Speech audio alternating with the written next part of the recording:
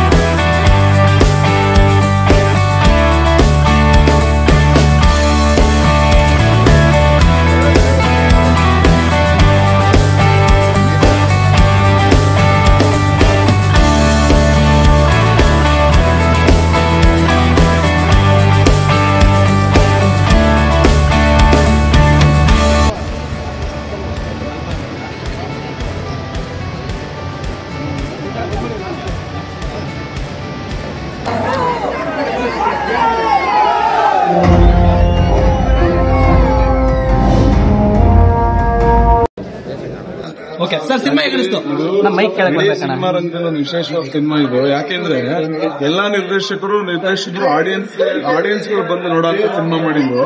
ಆದ್ರೆ ನಮ್ ಕೀರ್ತಿ ಅವರು ಪ್ರತಿ ಸಿನಿಮಾದವರು ಪ್ರತಿಯೊಬ್ಬ ನಿರ್ದೇಶಕರು ಕೂಡ ಸಿನಿಮಾ ಥಿಯೇಟರ್ಗೆ ಬಂದು ನೋಡೋಂತ ಸಿನಿಮಾ ಮಾಡಿದ್ದಾರೆ. ಒಳ್ಳೇದಾಗ್ಲಿ. ಅದೇ ರೀತಿ ಒಳ್ಳೆ ಸಿನಿಮಾ ಕನ್ನಡ ಇಂಡಸ್ಟ್ರಿಗೆ ಬಂದಿದೆ. ನಿಜವಾಗ್ಲೂ ಇಂಥ ಸಿನಿಮಾಗಳು ಬರ್ಬೇಕಾಯ್ತು. ಇಡೀ ಕುಟುಂಬದವರೆಲ್ಲ ಬಂದು ನೋಡೋ ಅಂತ ಒಳ್ಳೆ ಸಿನಿಮಾ ಮಾಡಿದ್ದಾರೆ. ಒಳ್ಳೇದಾಗ್ಲಿ. ನಮ್ಮ ಕನ್ನಡ ಇಂಡಸ್ಟ್ರಿ ಒಂದು ಒಳ್ಳೆ ಭರವಸೆ ಮೂಡಿಸಿದ್ದಾರೆ. ಈ ಇಡೀ 11 ವರ್ಷ ಕಾಲ ಸಿನಿಮಾ ತಂಡಕ್ಕೆ ಒಳ್ಳೇದಾಗ್ಲಿ. ಸಿನಿಮಾ ಅನಿಸ್ತು ಅಣ್ಣ, ಸಖತ್ತಾಗಿದೆ ಮಾತ್ರ ಮೂವಿ. ಫ್ಯಾಮಿಲಿ ಅವರೆಲ್ಲ ಬಂದ್ ನೋಡ್ರಿ, ಸೂಪರ್ ಆಗಿ ಇಂಟ್ರೆಸ್ಟ್ ಎಲ್ಲ ಬಂತು. ಸಿನಿಮಾ ಆಗಿತ್ತು ಸರ್, ಸಿನಿಮಾ ಆಗಿತ್ತು ಚೆನ್ನಾಗಿಲ್ಲ. ಹಳೆ ಬಲ್ಲೆ ನಮ್ದು ಹುಡುಗರು ಗೋಲಿ ಆಡ್ಕೊಂಡ್ಬಂದಿದ್ದು ಎಲ್ಲ ಚೆನ್ನಾಗಿ ಮಾಡೋರೆ. ಚೆನ್ನಾಗಿದೆ. ಹಳೆ ನೆನಪು ಸೂಪರ್ ಸರ್. ಸಿನಿಮಾ ಆಗಿತ್ತು ಮಸ್ತಾಗೈತೆ. ಬಿಳಲಿಂದ ಹಿಡಿದು 5 ಗಂಟೆ ಸೂಪರ್ ಆಗೈತೆ. ಕೀರ್ತಿ ಅನ್ನೋರು ನಮ್ಮ ಸ್ನೇಹಿತರನ್ನೇ ಆಗ್ಲೂ ನೋಡಿ ನಮ್ಮೂರನ್ನೇ ತುಂಬಾ ಚೆನ್ನಾಗಿ ಬರ್ತಿದ್ದಾರೆ. ತುಂಬಾ ಇಷ್ಟ ಆಯ್ತು. ಸಕ್ಕತ್ತಾಗಿ ಮಾಡಿದ್ದಾರೆ. ಸೂಪರ್ ಡೂಪರ್ ಆಗುತ್ತೆ. Thank you. ಜೊತೆ ಹೋಗಿ ನಾವು ವಾತಾವರಣದಾಗ ಆ ಪುಂಡಿ ಪಲ್ಯ ಚಟ್ನಿ ಆ ಹಿಂದಿನ ಹಳಿ ಕಾಲದ ಏನ್ ಗೊತ್ತಿದಾಗ ಆ ಗೊತ್ತಿ ಈಗ ಎನ್ಕರೇಜ್ ಇಲ್ಲ. ಈ ಸದ್ಯಕ್ಕೆ ಹುಡುಗರೊಳಗೆ ಬರೀ ಮೊಬೈಲ್ದಾಗ ನಿಂತಿದಾರ. ಅವ್ರು ಏನ್ ಚೈನಿ ಮಾಡೋದ್ರಾಗ ಆದಷ್ಟು ಬೇಗ ಏನ ಫ್ಯಾಮಿಲಿ ಏನದ ಎದರಿಂದ ಹೆಂಗ ಬೆಳೆಸಿರತ್ತಲ್ಲ ಏನ್ ಮಾಡಿರ್ತಾರ ಅನ್ನೋದು ಲೆಕ್ಕ ಹಿಡ್ಕೊಂಡು ಹೋಗ್ಬೇಕೈತೆ. ಅವ್ರ ಬ್ರದರ್ ಆಗಲಿ ಕಜಿನ್ ಬ್ರದರ್ ಆಗಲಿ ಎಷ್ಟೆಲ್ಲ ಕಷ್ಟಪಡ್ತಾನೆ. ಪ್ರತಿಯೊಬ್ಬರು ಕೂಡ ತನ್ನ ಜೀವನಗೋಸ್ಕರ ಅಪ್ಪ ಅಮ್ಮ ಎಲ್ಲರನ್ನೂ ಬಿಟ್ಟು ಬರ್ತಾರೆ. ಇವತ್ತು ನೀವುಗಳು ರೀಲ್ಸ್ ಅಲ್ಲಿ ಯಾರೋ ಬಿಕ್ನಿ ಹಾಕೊಂಡ್ಬಿಟ್ಟು ಮಿಲಿಯನ್ ಕೊಡ್ತಿರಲ್ಲ. ಒಬ್ಬ ನಿರ್ದೇಶಕ ತನ್ನ ಅಪ್ಪ ಅಮ್ಮ ಫ್ರೆಂಡ್ಸು ಎಲ್ಲರೂ ಬಿಟ್ಟು ಒಬ್ಬ ಡೈರೆಕ್ಟರ್ ಆಗ್ಬೇಕು ಅಂತ ಗಾಂಧಿನಗರಕ್ಕೆ ಬರ್ತಾರೆ. ಎಷ್ಟು ಹಲ್ದಿ ಉಪವಾಸ ಇದ್ದು ಫುಟ್ಪಾತ್ ಮಲ್ಕೊಂಡು ತಿನ್ನಕ್ಕೆ ಟೀ ಕುಡಿಯಕ್ಕೆ ಅರ್ಧಂಬರ್ಧ ಬಟ್ಟೆ ಹಾಕೊಂಡು ಗಾಂಧಿನಗರದಲ್ಲಿ ನಿರ್ಮಾಪಕರು ಮನೆ ಅಲಿತಾರೆ. ಒಬ್ರ ಬೆಲೆ ಕೊಡ್ತೀರಾ? ಇಲ್ಲ. ಅದು ಬಿಟ್ಟೆ ಅದೆಲ್ಲೋ ಕುಂಡಿ ತೋಡಿದ್ರು, ಅಲ್ಲೆಲ್ಲ ಬಿಕ್ನಿ ಹಾಕಿದ್ರು, ಅದಕ್ ಮಾತ್ರ ಮಿಲಿಯನ್ ಗಟ್ಲೆ ಬೇಯಿಸ್ಕೊಡ್ತೀರಾ. ಇಲ್ಲಿ ಯಾರ ನೋಡ್ತಾ ಇರ ಕೇಳಿ. ಅಂದೊಂದಿತ್ತು ಕಾಲ. ಅವ್ರ ಆಶೀರ್ವಾದ ಸಿನಿಮಾ ಇದೆ ಅಂದಮೇಲೆ ಸಿನಿಮಾ ಬ್ಲಾಕ್ ಬಸ್ಟರ್ ಹಾಕಲಿ. ಇಡೀ ವರ್ಲ್ಡ್ಗೆ ದೇವ್ರ್ಯಾರು? ಯಾರು? ಪರಮಾತ್ಮ ಆಯ್ತಲ್ವಾ? ಬಾಸ್ ಆಶೀರ್ವಾದ ಇದೆ ಅಂದ್ಮೇಲೆ ಸಿನಿಮಾ ಹಿಟ್ ಆಗೇ ಆಗುತ್ತೆ. ಅದ್ರಲ್ಲಿ ಆಕ್ಟ್ ಮಾಡಿರೋರು ಯಾರು? ದೊಡ್ಡ ಮನೆ ಕುಡಿ ವಿನಯ್ ಸಾರು. ಅವ್ರು ಕೇಳಲೇಬೇಡಿ, ರಕ್ತದಲ್ಲೇ ಹರಿತಿದೆ ಆಕ್ಟಿಂಗು. ಅಣ್ಣವರಿಂದ ಹಿಡಿದು ಯುವಣ್ಣವರೆಗೂ ಪ್ರತಿಯೊಬ್ರು ಬ್ಲಡ್ ಅಲ್ಲೇ ಹರಿತಿದೆ ಆಕ್ಟಿಂಗು. ಆಯ್ತಾ? ಬಟ್ ಸಿನಿಮಾ ಕಂಟೆಂಟ್ ಅಂತ ಬಂದ್ರೆ actually first of all mainly ನಮ್ಮ ಡೈರೆಕ್ಟರ್ ಕೈ ಮುಗಿತೀನಿ. ಯಾಕಂದ್ರೆ ಯಾರ ಗಡಿ ಬೆಳೆದಿರೋದು ಹೇಳಿ? PN ಸತ್ಯ ಸರ್ ಗಡಿಯಲ್ಲಿ ಬೆಳೆದಿರೋ ಕೀರ್ತಿ ಸಾರು.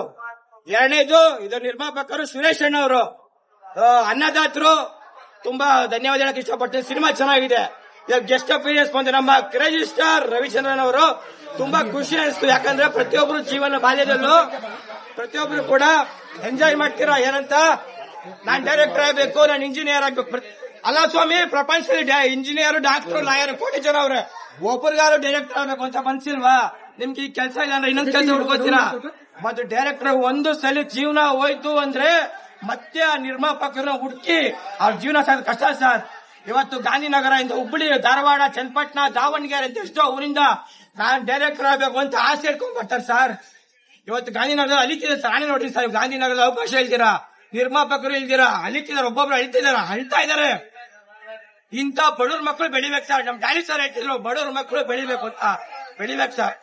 ಸಿನಿಮಾ ಅಂತ ಬಂದ್ರೆ ಸಿನಿಮಾ ತುಂಬಾ ಚೆನ್ನಾಗಿದೆ. ಪ್ರತಿಯೊಬ್ರು ಕಷ್ಟ, ನಷ್ಟ, ನೋವು, ನಲಿವು ಹಾಕಿ ಸಿನಿಮಾ ದುಡ್ತಿದ್ದಾರೆ.